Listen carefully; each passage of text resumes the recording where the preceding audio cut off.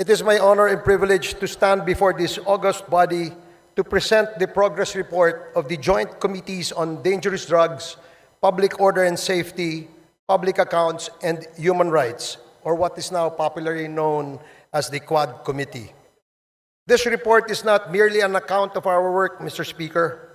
It is a solemn commitment to uncovering the truth, upholding justice, and crafting meaningful legislative solutions to address the scourges of illegal drug proliferation, unlawful land acquisition by foreigners, crimes linked to Philippine offshore gaming operators or POGOs, and extrajudicial killings. The formation of the Quad Committee was inevitable. The House of Representatives, under the leadership of Speaker Martin Romualdez, recognized the complexities of these issues required a united and comprehensive approach. Thus, through House Resolution number 1880, the Quad Committee was brought to life. What began as a separate investigations by individual committees soon uncovered a web of interconnections, a Pandora's box of crimes and abuses that tested the very foundations of our institutions. One of the most alarming discoveries stemmed from a routine investigation into the 3.9 billion drug bust in San Jose, Malino, Mexico, Pampanga. The probe unearthed the illicit operations of Empire 999, a company owned by foreign nationals masquerading as Filipino citizens.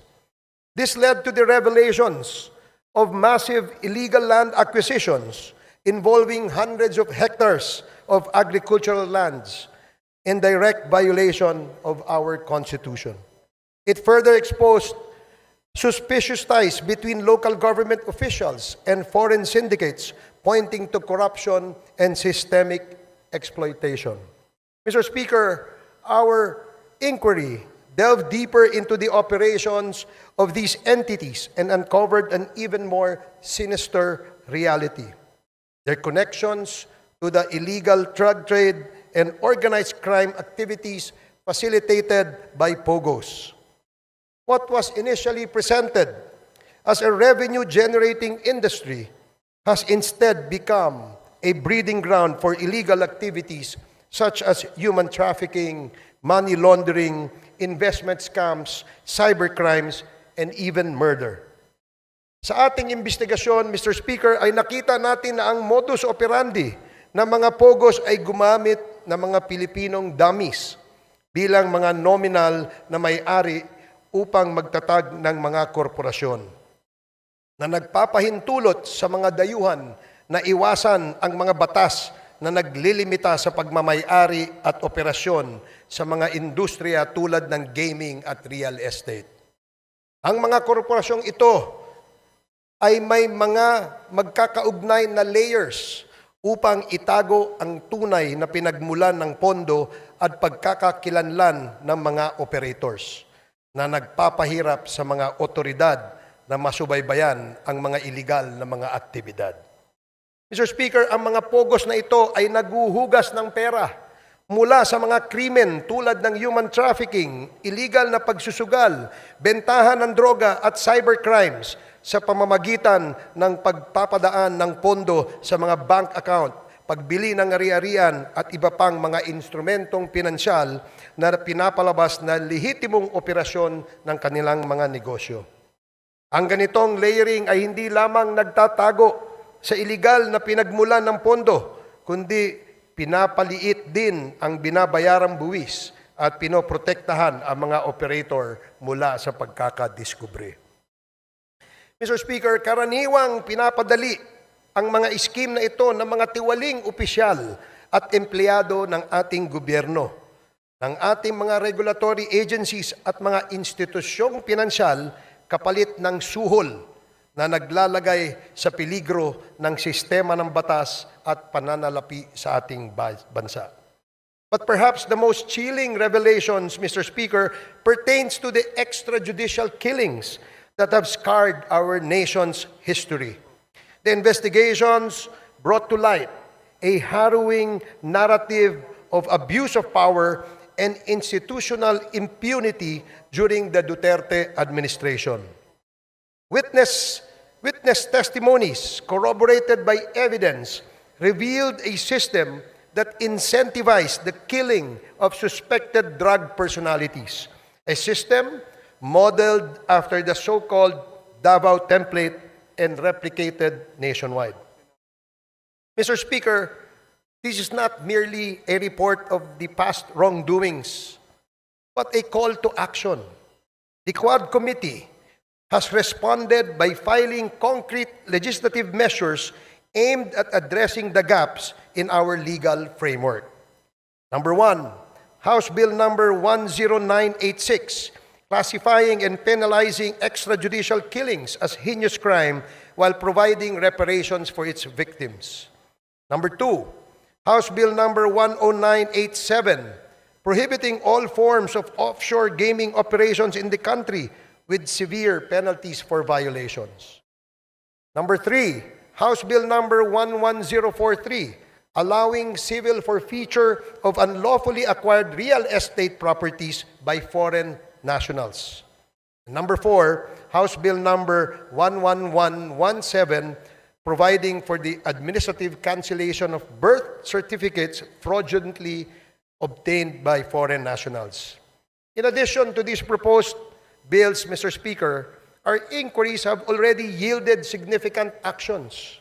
Number one, the Joint Committee inquiry prompted authorities to reopen investigations into the murders of Police General Wesley Barayuga, former Albuera Leyte Mayor Rolando Espinosa, and 3 Chinese nationals killed inside the Davao prison in Penal Farm.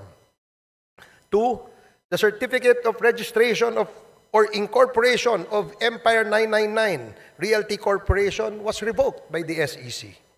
Number three, the Philippine passport of Mr. Kai Kimeng, also known as Mr. Willie Ong, and Yang Jiazheng, also known as A.D. Tai Yang, were canceled by the concerned government agencies.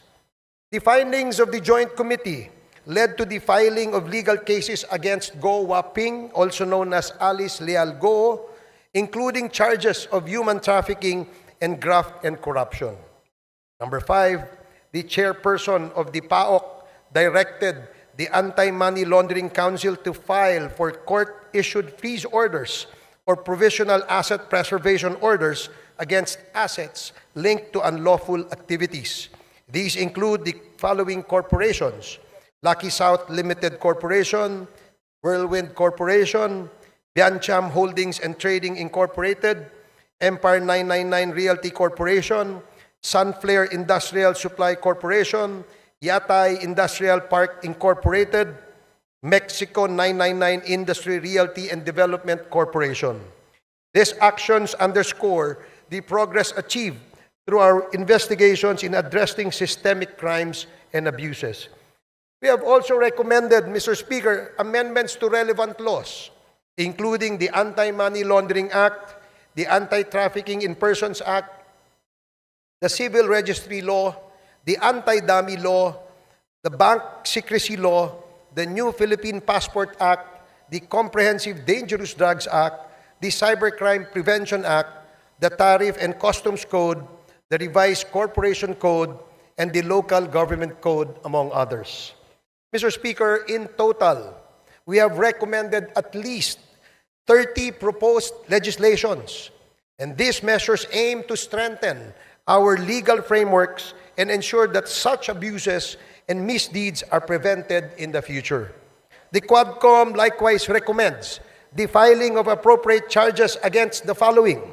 Number one, personalities linked to the illegal drug trade, particularly those implicated in the seizure of 360 kilograms of shabu in Mexico, Pampanga, Kai Kimeng, alias also known as Willie Ong, Yang Jiazheng, also known as A.D. Tai Yang, Mayor Teddy Tumang, and all the incorporators of Empire 999.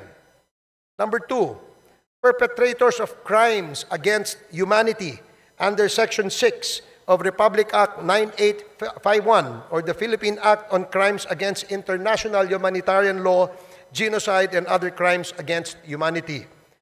former President Rodrigo Duterte, Senator Roland Bato de la Rosa, Senator Christopher Lawrence Bong Go, former PNP Chief Oscar Albayalde, former PNP Chief Debold Sinas, Police Colonel Royina Garma, Police Colonel Edilberto Leonardo, and Hermina Muking Espino. Number 3, the co-conspirators in the murder of Chu Kintung, Li Lanyang, and Wong Mengpin, the 3 Chinese nationals killed inside the Davao Penal Prison and Penal Farm on August 13 of 2016. Former President Rodrigo Duterte, Police Colonel Royina Garma, Police Colonel Edilberto Leonardo, SPO4 Arthur Narsolis, and Superintendent Gerardo Padilla. Number 4, individuals involved in the murder of General Wesley Barayuga, Police Colonel Royina Garma, Police Colonel Edilberto Leonardo, Police Lieutenant Colonel Santi Mendoza, former PNP Officer Nelson Mariano, PSMS Jeremy Tox Kausapin, and 1 alias Loloy. Moreover, Mr. Speaker, further investigations should be conducted against, but not limited to, the following individuals. Number 1, personalities implicated in the illegal drug trade in relation to the revelations provided by resource persons Jimmy Guban and Mark Taguba, Representative Paulo Duterte, Councilor Nilo Abilera Jr., Mr. Paul Gutierrez, Mr. Benny Antiporda, Mr. Jojo Bacud, a certain Tita Nani, and Mr. Allen Capuyan. Number 2, personalities identified to be involved in the illegal drug trade during the course of the legislative hearings: Hong Ming Yang, also known as Michael Yang; Wei Xiong Lin, also known as Alan Lim; Charlie Tan, and Mr. Sammy Uy. Number 3, personalities involved in POGO-related illegal activities: Attorney Herminio Harry Roque Jr., Catherine Cassandra Leong, Go Waping, or also known as Alice Leal Go, Yang Jian Sin, also known as Tony Yang, and Hong Jiang Yang, the younger brother of Tony Yang and Michael Yang. Mr. Speaker, our work is far from over. The Quad Committee's progress thus far is a testament to what we can achieve when we confront corruption and criminality with courage and resolve. However, it also underscores the magnitude of the challenges we face. This is a defining moment for this Congress, Mr. Speaker. It is an opportunity to uphold the rule of law, protect our nation's sovereignty, and deliver justice to those who have been wronged. I urge my fellow legislators to give this report the attention it deserves and to support the proposed measures that will ensure these injustices are never repeated. Together, let us take the necessary steps to restore faith in our institutions and reaffirm our commitment to the Filipino people.